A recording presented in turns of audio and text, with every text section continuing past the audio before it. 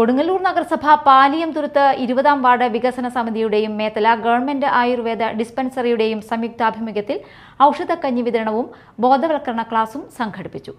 ആയുർവേദ ആശുപത്രി അങ്കണത്തിൽ നടന്ന ഔഷധക്കഞ്ഞി വിതരണം കൊടുങ്ങല്ലൂർ നഗരസഭാ ചെയർപേഴ്സൺ TK ഗീത ഉദ്ഘാടനം ചെയ്തു.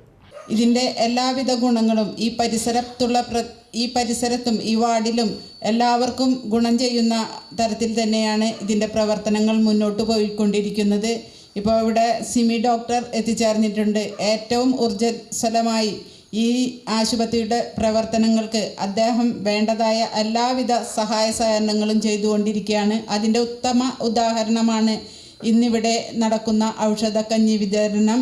ഇനിയും ഈ ആശുപത്രിയുടെ പ്രവർത്തനങ്ങൾ കൂടുതൽ മെച്ചപ്പെടുത്തുവാനും അതിൻ്റെ പ്രവർത്തനങ്ങൾ ഭംഗിയായി മുന്നോട്ട് കൊണ്ടുപോകുവാനും ഇവിടുത്തെ HMC ആയാലും വാർഡ് കൗൺസിലറായാലും ഡോക്ടറായാലും ഇവിടുത്തെ ഉദ്യോഗസ്ഥരായാലും ഡോക്ടർ സിമി ഔഷധക്കഞ്ഞി തയ്യാറാക്കുന്നതിനെക്കുറിച്ചും ആരോഗ്യരംഗത്ത് ഔഷധക്കഞ്ഞിയുടെ പ്രാധാന്യത്തെക്കുറിച്ചും വിശദീകരിച്ചു.